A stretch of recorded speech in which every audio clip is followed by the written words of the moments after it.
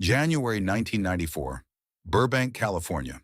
The Westside rehearsal complex on Cahuenga wasn't the kind of place you found by accident.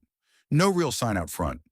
The parking lot usually had two or three blacked-out SUVs in it, which meant someone inside was working on something the world wasn't supposed to know about yet. The building was long and low, tan stucco, fluorescent light bleeding through frosted glass at all hours. 3 recording suites on the west side, 4 dance studios on the east, 1 shared corridor in the middle that smelled permanently of takeout coffee and floor wax. On that Tuesday afternoon, Studio B, the biggest of the 4, was being used the way Devin Carter used everything. Loudly. Devin was 23, 2-time national street dance champion, the kind of dancer who made other dancers feel behind before he'd even taken off his jacket. His footwork was genuinely extraordinary. He could hit 30 beats of clean isolation in the time it took most people to count to 10, and he knew it down to the bone. That afternoon, he was putting 4 backup dancer candidates through their paces for a major arena tour. He burned through a 40-second combination, 3 back-to-back pirouettes, a freeze, a flare, footwork so fast it looked like the floor was trying to escape from him. When he stopped, he was barely breathing hard. The other 4 stood there catching their breath and trying not to show it.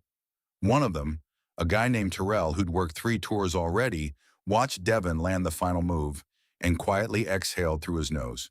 He didn't say anything. He'd been in rooms with good dancers his whole career, but Devin was something that didn't have a simple category. "That's the standard," he said, pointing at the mirror. "You keep up or you don't get on that stage. And I'll be watching from the first 8 counts. If you're counting instead of moving, you're already done." Nobody argued. You didn't argue with Devin. Not because he was cruel, but because he was usually right about technique, and he had the trophies to prove it. Over by the water station in the corner, a man in gray sweats was filling a small paper cup. Hood pulled up, black cap underneath, surgical mask over his face. In early 1994, the mask still looked unusual indoors, but Gloria Reeves, who had managed this building for 11 years, had set him up in the corner without a word and gone back to her desk. Some people you don't ask questions, you just make sure the secondary mirror has decent lighting and leave them to it. He'd been working near that far mirror for close to an hour, moving slowly, stopping, starting again. Not drilling anything you'd put a name to, just listening to something the rest of the room couldn't hear. Devin noticed him about 20 minutes in. The slowness bothered him in a way that was hard to name. Everyone else in that studio had urgency. This guy moved like he was trying to remember a dream. "Hey," Devin finally said, loud enough for the room. "You waiting on someone? Or are you actually rehearsing?" The man turned. You couldn't see much, just the eyes, dark and unhurried. "Rehearsing," he said. "For what?" "Something I'm working on." Devin studied him. "What's your background?" "Dance, mostly." One of the auditioners in the back suppressed a smile. Devin didn't. "Look," Devin said, not hostile, just direct, the way he was with everyone he hadn't ranked yet. "No disrespect, but what you're doing over there isn't really technique. A dancer without technique is just someone moving. The audience doesn't feel things. They see things. They see how clean you are, how fast, how hard the moves are. Everything else, the emotion, the story, all of that, that's for people who can't execute. Real dance is about the body doing what other bodies can't. That's it." The man was quiet for a moment. "Has anyone ever cried watching you dance?" he asked. Devin frowned. "What?" "Not got hyped, not cheered, cried. Has anyone ever had to look away because something you did hit them somewhere they weren't expecting?" "That's not..." Devin shook his head. "That's not what this is. That's therapy. That's church. Real dance is execution, precision, difficulty, period." "Okay," the man said. "Just that." He turned back to the mirror. Devin stood there a half second, not sure what he just won or lost, then went back to drilling. What nobody in that studio noticed was the figure in the corridor. The door to recording suite A had opened a few minutes earlier. Someone was taking a break. A man in a black hoodie, round dark glasses, carrying a warm can of something. He walked with that particular weight of someone whose body had logged more miles than most people would believe. He was heading toward the vending machine when he stopped at the corridor window, the one that looked into Studio B, because something made him look. A sound, or maybe not even a sound, more like an absence of one. He stood there long enough that a passing assistant glanced over to see what he was staring at, then glanced at the man's face, did a small double take, and kept walking very quickly in the other direction without making eye contact. He opened the studio door. "I knew it," he said. Devin turned around first. His brain did the thing brains do when context doesn't match. It stalled, because standing in the doorway, unmistakably, was Ozzy Osbourne. The glasses, the build, the voice, the way he carried himself like someone who had walked through things you wouldn't believe and found the whole thing fairly funny in retrospect. "6 hours in that booth," Ozzy said, walking in like he'd rehearsed here before. 6 hours, then I step out for 30 seconds, and I hear something in the corridor. Thought I was imagining it, but I wasn't, was I? He was talking to the man in the corner.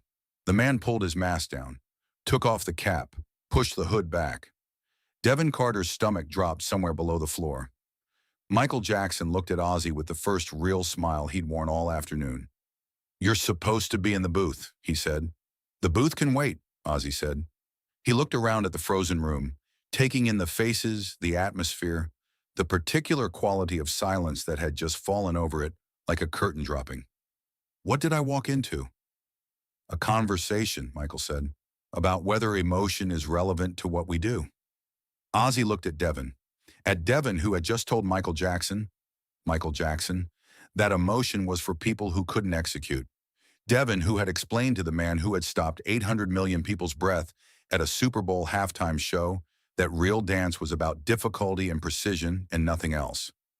Ozzy let the silence stretch exactly as long as it needed to. He was good at that.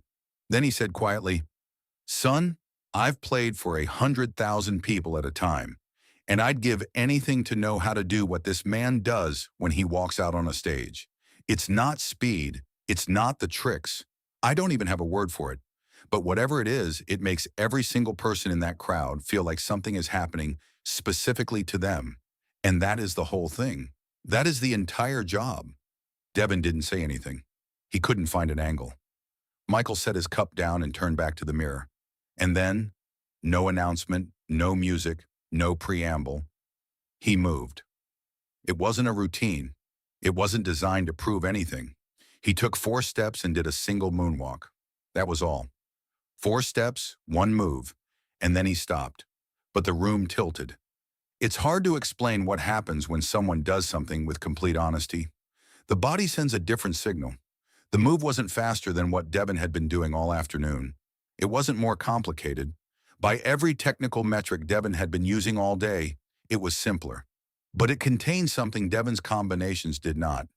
It looked like it was saying something, like it had weight behind it, like it cost the person doing it something real. Rosa, one of the auditioners, 14 years in the industry, someone who had learned early that showing reactions in this business was a liability, made a small sound in her throat. Involuntary, like something had briefly caught in her chest and then let go. Devin heard it clearly. In 4 years of competition wins, traveling every major circuit from Chicago to Atlanta, he had never once made anyone do that. Michael lowered his heel and turned around. He wasn't checking the room. He'd been working on that transition for an hour and had finally found what he was after. That was all it was to him. But Devin was staring. "How do you make it feel like that?" he asked. Not a challenge anymore. A real question, and they both knew it. Michael thought about it the way he thought about most things. Carefully, like the question deserved a real answer. "You stop trying to show me something," he said, "and you start trying to tell me something. There's a difference.